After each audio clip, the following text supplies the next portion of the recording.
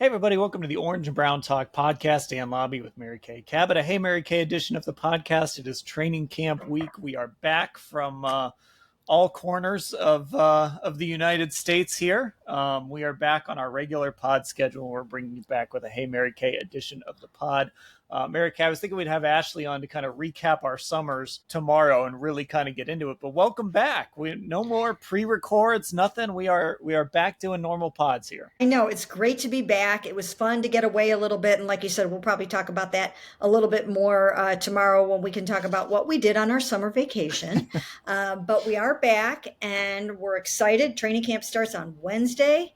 And we've got the quarterback competition and so many other things to talk about and so much content coming your way. So I'm ready to go. All right. Well, we obviously have to start with something that happened sort of in the middle of a time when we were all off. We all kind of had to suspend our vacations for a little bit to deal with it. Quinshon Judkins was arrested in Florida. The case is still ongoing. There isn't a trial, any sort of trial date or anything set in Broward County. Another domestic incident that the Browns are dealing with. This is the second year in a row that they've had to deal with something like this with a second round draft pick. So before I get into questions about this, obviously you've done a lot of work on this. You've written a lot about this over the last week and kind of where things stand, how the Browns have approached Judkins, how they've approached domestic violence, all of that. Where are things right now here on I'll just say it's Monday at 4:40. You never know what could change between now and when people are listening to this. But where do things stand right now? You're right. Things could change on a dime. But as of right now, I don't think that Quinshon Judkins is going to be in camp on time and be on that practice field on the first day with the rest of the veterans and all the rookies and everyone there for full squad training camp on Wednesday. I just am not feeling it right at the moment. I've been told that the Browns want Quinshon to focus on his legal situation. They're focusing on his legal situation. They are gathering more information. And unless something changes drastically by tomorrow when the veterans have to report, I just don't know that he's going to be out there. I don't think he's going to be out there on Wednesday. So he's going to miss the early part of camp while they try to sort out what's going on here. And I think they're going to probably take a little bit of time.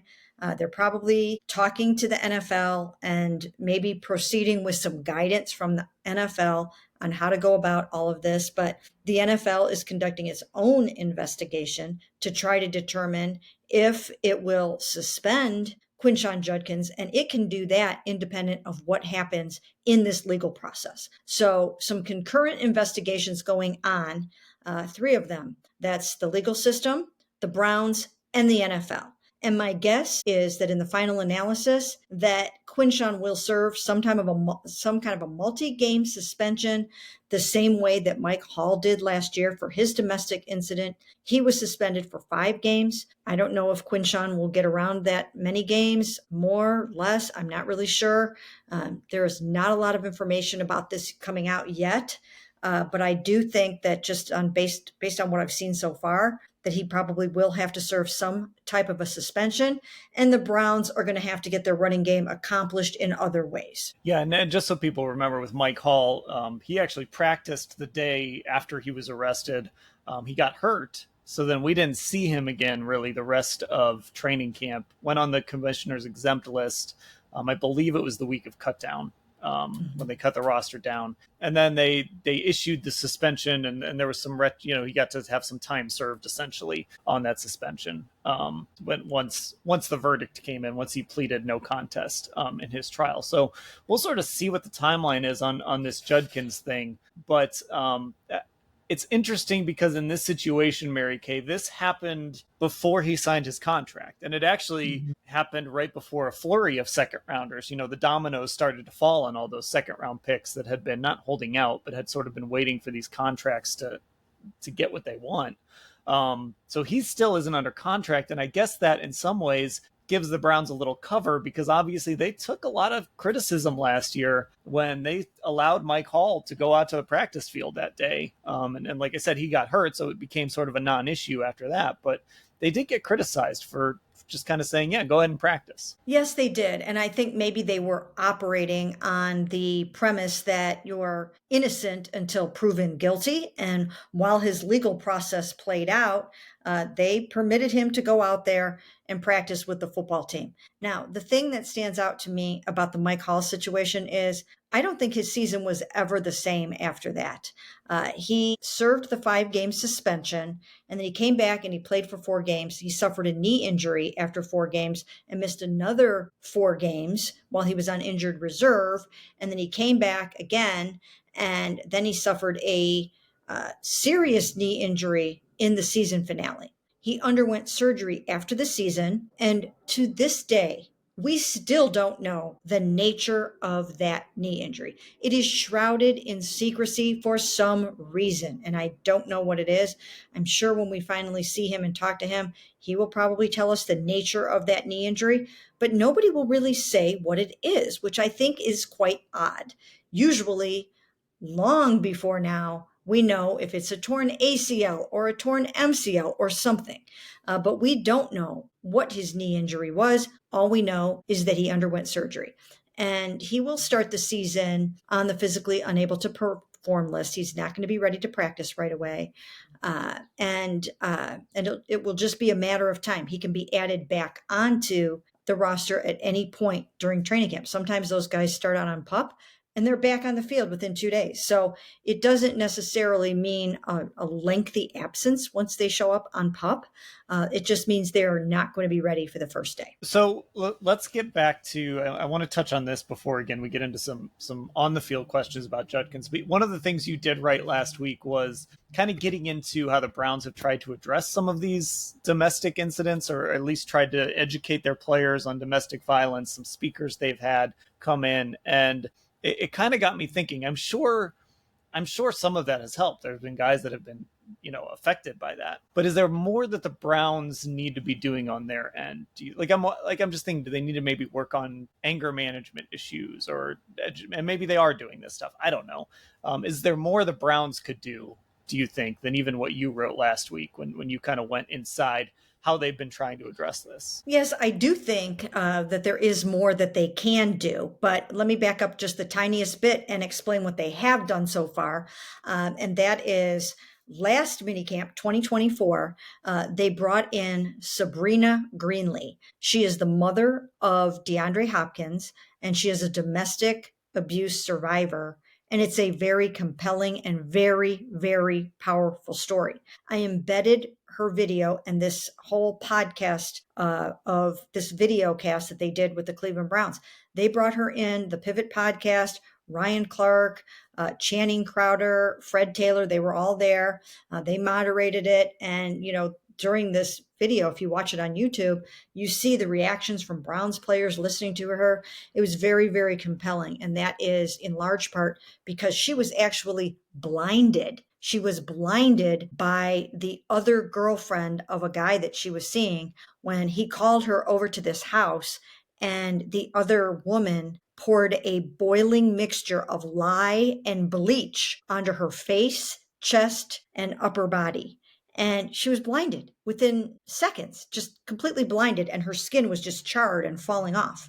I mean, it's just a horrible, horrible, horrible story. And he left her for dead. He dropped her off at a gas station and left her for dead. And it's this powerful story of her overcoming that and getting herself through that and putting the pieces of her life back together. She was put in a medically induced coma for a month after that. She had 4 children at home. And it's just a really incredibly powerful story of domestic violence and abuse, which started happening to her when she was like 10 years old. And you could just see what an impact this was having on the Browns players as they listened to her speak. But unfortunately, after that, we still had the incident with Mike Hall, which only took place maybe 2 months after that at the most. So not everybody apparently was as impacted by this presentation as some of the other guys, but I think it looked to me like it really, really hit home with these Browns players. So I applaud the Browns for bringing someone like Sabrina Greenlee in. She's an amazing woman. If you get the chance, you have to go watch that YouTube video and that podcast on the Pivot podcast. It's embedded in my story, and just see what that's all about. So they did that. I thought that was great. that they brought her in. And then this year in minicamp, they went the extra mile again. They took it upon themselves to bring in Lisa Friel. Lisa Friel is the NFL special counsel for investigation, and she handles the league's domestic violence cases. She also handled Deshaun Watson's investigation into the massage therapist that accused him of sexual misconduct. She handled that whole thing that resulted in the 11-game suspension. She handled the Mike Hall thing. I'm sure she's handling Devin Bush and now Quinshon Judkins. So she brings a lot of knowledge. She's a former prosecutor, and she's a pretty incredible and amazing woman. And so it's not for lack of trying, but that doesn't necessarily mean you're going to have 100% success rate in these types of situations. But at least they're trying, and I give them credit for that. Now, what more can they do? I think continuing education. I think they need to make available any type of counseling for anybody at all on the football team that, of course, raises their hand and says, hey, this might be something that I need. I think after they give a presentation like that, they should make sure that the doors are open and the lines of communication are open for a player to anonymously come forward and say, I need some help in this space. So I'm sure they probably do that, but I think that's something that they can do. I also think I would propose some kind of public town hall or something to this effect, where the Browns can address why they put players on their football team that have some of these domestic violence issues. I've talked to a lot of females out in the community since Quinshon got arrested. A lot of them don't understand where the Browns are going with this and what they're doing. I've tried to explain in all of my stories that this is a regime of second chances. They believe that a player can make a grave error or mistake and that they deserve a second chance to not let it derail their career, ruin their career, and prove that they can be an upstanding person in the community and on the football team. That's how this regime operates. They are a team of second chances. And I don't necessarily have fault with that, because usually we have seen that if they mess up, once given the second chance, they're usually gone. Now, I'm sure it can be argued that they should not put them on the team in the first place. They should not bring them into the community in the first place. And that's a debate that we can have for hours and hours and hours. But they are addressing it. And I do think that they need to continue to do more. And I think one thing would be maybe that town hall. Maybe you invite in some heads of women's groups, maybe some other survivors, maybe just some Browns fans that are that this is near and dear to their heart, and maybe do some kind of a town hall and take some questions from people in the community. I don't know if the Browns would be up for doing anything like that, but I do think that there have been enough incidents where it might be helpful to make people or to help people understand why you would take a chance on some of these players. Yeah, and a lot of times they don't help themselves because, Kevin Stefanski has had to address these things. Again, the Mike Hall situation, going back to that, when we talked to him, he just said the same thing over and over again, that they're going to let the legal process play out, like all of that stuff. And he didn't offer any enlightenment on any of it, what they were thinking, why they might consider keeping Mike Hall, if they would consider cutting Mike Hall. I know there's only so much you can say sometimes. You can't just say everything. But that hasn't helped them. And let's be honest, this is not just an NFL thing. This is all of sports. Some of it comes down to what's the investment in the player?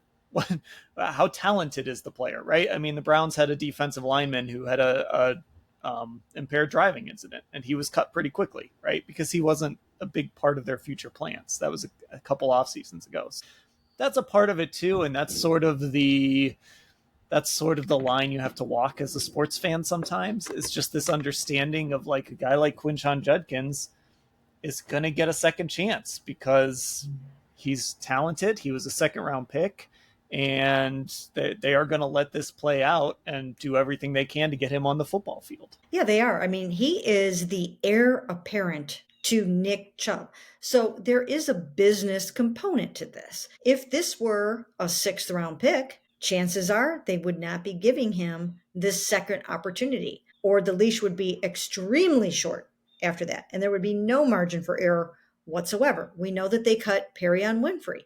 It was basically Perion Winfrey's second brush with the law, and second incident involving a woman.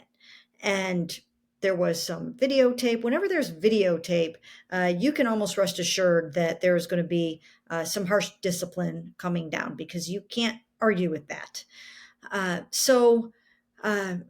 think that they handled these things on a case by case basis, but certainly it's something that they have to keep an eye on, and it's something that they are going to have to make sure that as they move forward, that uh, bring a player onto the team that has a little bit of a past is going to be worth it. But let's remember here that when they drafted Mike Hall and when they drafted Quinshon Judkins, ironically, both out of Ohio State in the second round, those guys did not have a criminal history of domestic violence. They didn't have it. It didn't happen until after they got here in the summer after, before their rookie season. So these guys didn't necessarily have a tangible criminal record that you could say, hey, why are they doing this? So I think that's another thing to consider. Okay, so let's shift this to on the field. We've kind of touched on it a little bit, but from the 704 area code, hey, Mary Kay, what are the chances that Judkins could miss time to a suspension and still live up to expectations? And this is something we've talked about with rookies. Like, sometimes when you miss a certain amount of time at the beginning of the season, it can really make your rookie season difficult. Yeah, I do think that if he misses the first 5 or 6 games of the season, I think in similar fashion to Mike Hall, I think it's going to be tough to put together a string of 11 great games after that. Now, I will say that in a position such as running back, that's a more plug and play position than some of the others. So it's probably easier to step into that spot than it would be a lot of other positions. But I still think it's going to be tough, because you might not be physically ready. You might not be in football shape. And before I go any further, I want to make something abundantly clear. And I know you feel this way too. And we agree on this. And sometimes we feel it goes without saying, but I think we need to say it. And that is the fact that our foremost concern is for the alleged victim. If there is a female that has been harmed and that has been hurt in any way, that's our first concern. That's the Browns' first concern. And that should be anybody's first concern. So let's hope that if this did take place in the way described, that the woman accusing Quinshon Judkins of domestic battery is fine going forward emotionally and physically. And I think sometimes we forget to state that, and we think that that doesn't need to be said, but I think it does need to be said. Yeah. Obviously, we we talk about the incident, we talk about football, and sometimes we do forget that there's another party in all of this. And you're concerned about just the whole situation, right? Like, you hope that she's okay, and again, you're just really hoping this was just a one-time incident. And that doesn't make it okay if it only happened once, but you just hope this is not a sign of something that has either happened before and we didn't know about it, or something that's going to repeat itself. Yeah, and the other thing about it is then these guys have to undergo counseling when this happens. And that is part of what the Browns require. That is part of what the NFL requires. They have to undergo anger management counseling. I remember we all, for the most part, I think we all talked to Mike Hall about that. And he did address the fact that he got that counseling, and he does believe that it helped him a lot. And Quinshon is going to have to undergo the same type of thing. And Deshaun has undergone extensive treatment for his issues and what he's gone through or what he's done. So I think that that's a key component of this is the rehabilitation and making sure that it doesn't happen again. But right now, as things stand with Quinshon, I mean, the Browns really are trying to get both sides of the story and figure out what happened. And that's not necessarily always easy. You have to deal with third-party situations in some cases. But the league and or the Browns, law enforcement, whatever, I mean, they need to talk to the woman accusing Quinshon Judkins of this battery and make sure that they have a comfort level with this whole story and the way that it is being described. And, they have to make sure that they are listening to both sides of the story. Even Lisa Friel will be the first to tell you that she's got extensive experience in this space. She always wants to make sure that she's not wrongfully punishing someone. You have to take both sides into account very seriously. Okay, let's take a break here and then let's shift gears. We're going to talk about this 4-man quarterback competition that's going to be kicking off here in a couple days in Berea. I'm back on the Orange and Brown Talk podcast. Dan Labbe, Mary Kay Cabot, a Hey Mary Kay edition of the podcast. So here we go. Let's talk quarterbacks now. Avro and Cbus. Hey Mary Kay, what are the chances the Browns see enough from their rookie quarterbacks in practice and meetings to run with them next year, pass on a quarterback, and use those 2 first-round picks on positions of need or the best players available? Well, that's a lot to ask. I still think that the Browns are uniquely positioned to take one of the best quarterbacks in the draft next year in what's supposed to be a strong quarterback year. And for the first time during the Brown season, I am going to be so focused on watching college football to the extent that I can. We travel a lot on Saturdays. I work a lot on Saturdays, but I've got to watch a bunch of college football. And so do you, Dan. We are going to be watching quarterbacks all fall because there are worse things to have to do. That's right. So yeah, and if we can't catch them live because we're flying somewhere or whatever the case may be, then we will be trained on those highlights because we have got to be on top of it this year. I can't wait until the Senior Bowl to have my ducks in a row on all the best quarterbacks in the NFL draft for next year, because I do think that they're going to take one. I think they almost have to take one because if you have those 2 first-round picks, and a bunch of good quarterbacks coming out, you're almost going to have to do that and gather quarterbacks as assets and then let the chips fall where they may. And then you can make some trades. You can do some different things. You can develop guys. You can end up with your QB1, your QB2, your QB3, however it works out. But I think they're in quarterback acquisition mode.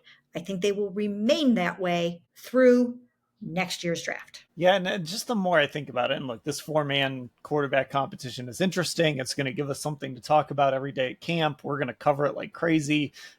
It's unique. You mentioned, I know that the 2 spotting that's going to continue to happen when we first get out there this week. So, it's going to be fascinating, but I do think the reality of it is I just don't think it's going to allow you to get a long enough look at either of these rookie quarterbacks.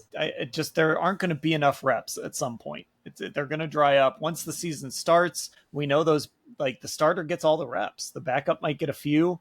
There might be some opportunities for one of these rookies to run the scout team or something like that, depending on the opponent. But if Kenny Pickett's the starter or if Joe Flacco's the starter, those guys are getting all the reps. And then if you spend, let's say, 6 to 8 weeks with one of those 2 veterans starting or both of those veterans starting, now you've cut in half the time you have to get a look at these guys. I just think the idea of, unless somebody just goes out there and sets the world on fire beginning in the second half of the season, I just think the idea that they're going to have a definitive answer on either of these quarterbacks, I just don't see it. No, I just don't see it either.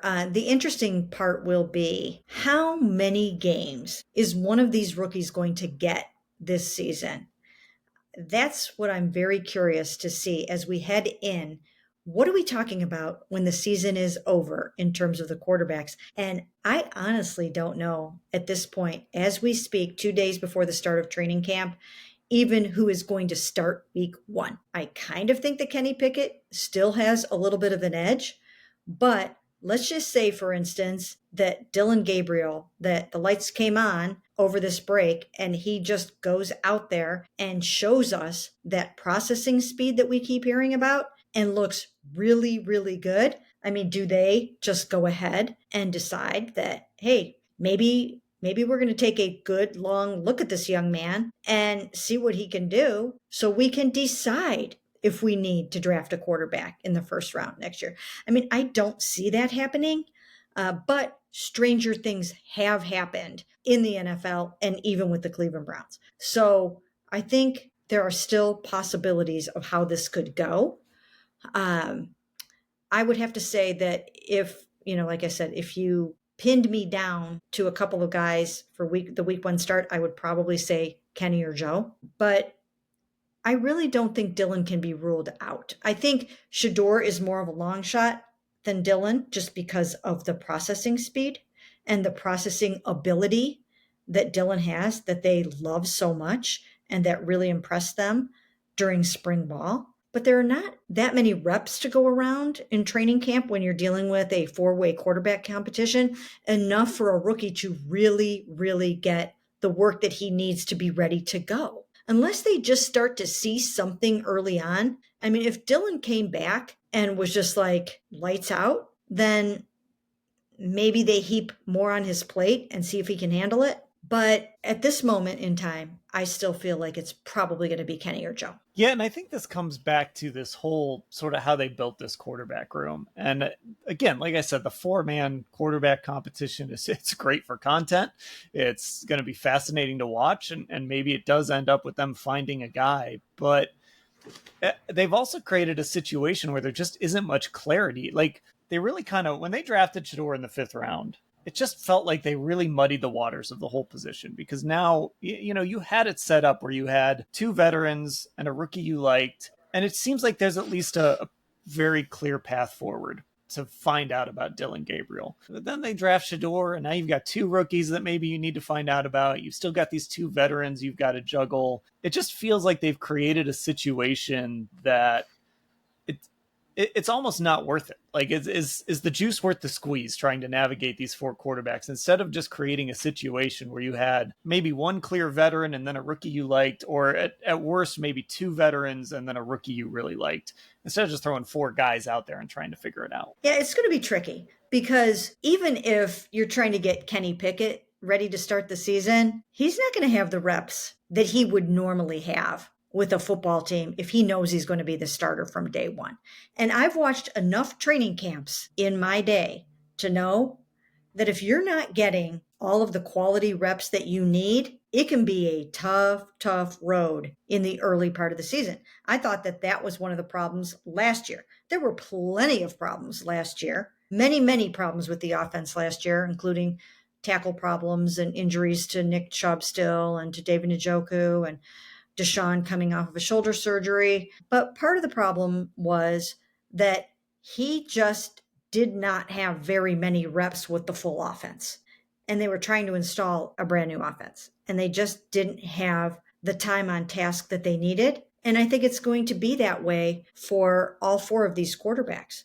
I don't think, even though they're 2 spotting, and for people that aren't sure again what that is, they're using 2 separate fields, and they're putting 2 quarterbacks on one and 2 quarterbacks on another. And they are getting as many quality reps out of those two spotting situations as they possibly can.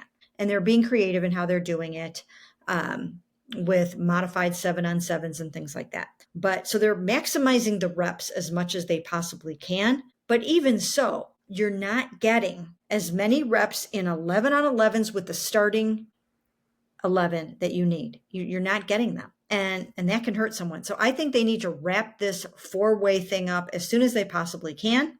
I think it's got to be over with by the time and that's kind of late too. By the time they get home from Philadelphia, you're already at August 16th. By the time you arrive home from Philadelphia, you've already got a season coming up 3 weeks later. So that's not giving you that much time to get your starter really ready to play with all the first team reps. But that's got to be like your drop dead deadline, in my opinion. You can't come home from Philadelphia and not give your starter as many reps as he needs.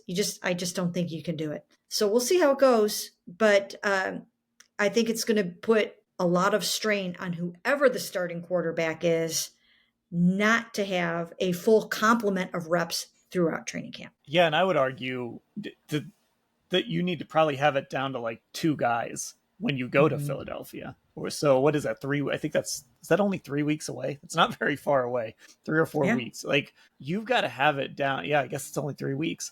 It's 3 weeks. Yeah. You've got to have it down to, I would say, 2 guys, whether that's your 2 veterans or a veteran and a rookie. Like those have got to be your 2 guys. All right. Even if this competition is going to still bleed into the final few weeks of camp, these other 2, you're competing to be the backup or whatever, So I think even going to Philly, you might not have to have the answers to who the starter is, but I think you've got to have it pared down to like your 2 favorites at that point. Yeah, I think so too. And what's going to happen in Philly is I believe that Kenny Pickett and Joe Flacco will mostly split the first team reps there with shaded maybe a little bit more towards Kenny because Joe probably doesn't need as many reps with the starters. He can be more of a plug and play guy where even if he just walked in a week before the season, he can probably go out there and be pretty successful. He knows the scheme, knows the system, knows a lot of the personnel, knows the blocking schemes and the terminology for the most part. So Kenny, going against his former team that he spent all of last year with, might get most of those first team reps there. I'm not sure, but it just seems like it could go that way. And then when you get to the game, Dylan and Shedeur, I'm guessing, will split that game. One of them will play the first half. I'm guessing Dylan, and Shedeur will then probably play the second half unless they, split them up series for series. I don't know if that's a good idea. I think you probably want to get into a rhythm. So they'll play each probably a half of that game. The only thing, if I were the Browns, that I would caution against is don't get too starry-eyed by what you see from the rookies in that game or any other, because I think that's going to have a tendency to happen. I mean, if those guys go out there and light it up in the preseason game, they might start to think, oh, these guys are way more ready than we thought they were. But preseason is a mirage because against the Eagles, they're going to be playing against their backups. They're not going to be game planning. They're not going to be trying to take away your strengths or anything like that. You're just going to go out there and try to make roster decisions, basically, especially in the case of the Eagles. So I think the Browns do have to caution against going a little gaga over some touchdown passes in these preseason games and some nice performances because it can be fool's gold sometime. And I think you have to be very careful about that. Yeah, and I think for the most part, Kevin has downplayed what happens in preseason games. Now, the counter to that is DTR and the decisions the Browns have made around DTR over the last couple of years. But I don't know how much of that is Kevin, how much of that is the front office. So I do think Kevin has generally been cautious about preseason performances and kind of putting more of the focus on practice than those games. But the Browns are going to have to stay strong when, if they're not sure about like Shedeur Sanders and he goes out there and throws 3 touchdowns in the second half of a preseason game, they're going to have to stick to their guns and not get caught up in the hype train if they're still kind of like, yeah, but we still don't think he's ready. So it's going to be an interesting dynamic because there's a chance that Shedeur looks really good in the preseason. And maybe even looks better than the other guys. And listen, I like Shedeur. I liked him in college. I liked him better than, I've said it before, I liked him better than Dylan Gabriel. He's the guy in that room that I'm the most interested in. But we're not just talking about it's what the Browns think. It doesn't matter what I think. It's what they think of these guys and what they're seeing behind the scenes and all of that. So they're going to have to be willing to stick to their guns if, Shedeur really lights it up in the preseason, but they're still not quite ready to make any sort of seismic change with how they view things. Yeah, and I think he is going to look good in preseason. I think he's going to look good in practices, and I think he's going to look good in games. I think he's going to do a really, really nice job with his opportunities. I think that his accuracy will be on display. I think his good arm strength will be on display. I think his good decision making will be on display. Nice footwork. I think he's doing a nice job with the play action and some of that kind of stuff.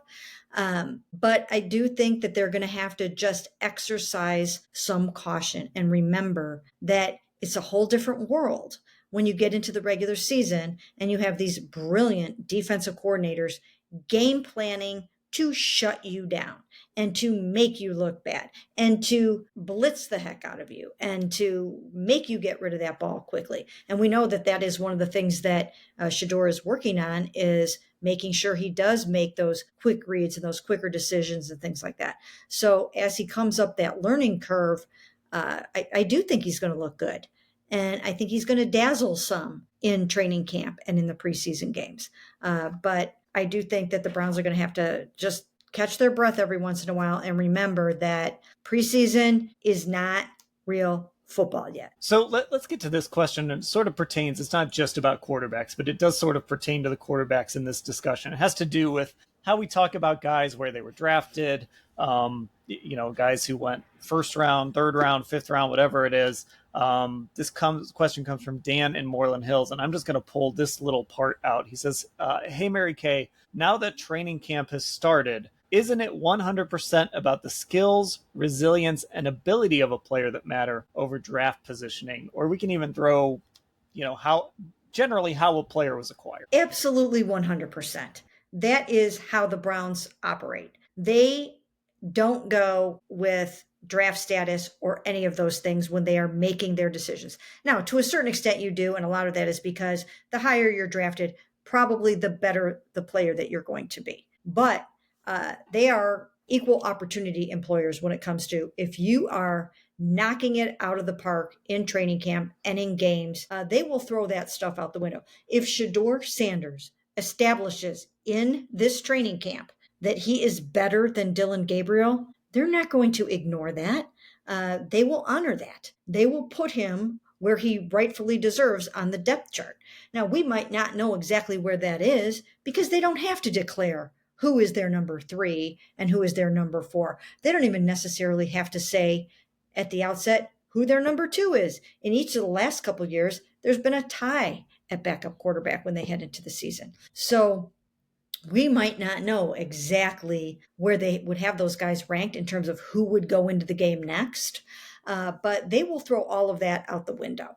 And if you have an undrafted rookie at a certain position who is performing better than your 5th-round pick or your 6th-round pick or whatever, then they will take heed in that, and that player will be treated accordingly. It is performance, it is traits, it is skill set once you get into training camp and into the season. Now, I will say, I think one thing about this regime and this front office in particular is they do really, I think they do lean on their scouting and trust the work they've done in like the draft process. So I think that informs kind of what we see sometimes, right? So if people are wondering, well, why is Dillon Gabriel ahead of Shedeur Sanders? Well, obviously they went through this whole long process, not just months long, but years long process of scouting these guys. And they feel like Dillon Gabriel is better than Shedeur Sanders. Now, can Shedeur Sanders eventually prove that to be false? Sure. But Dillon Gabriel is going to have a leg up there.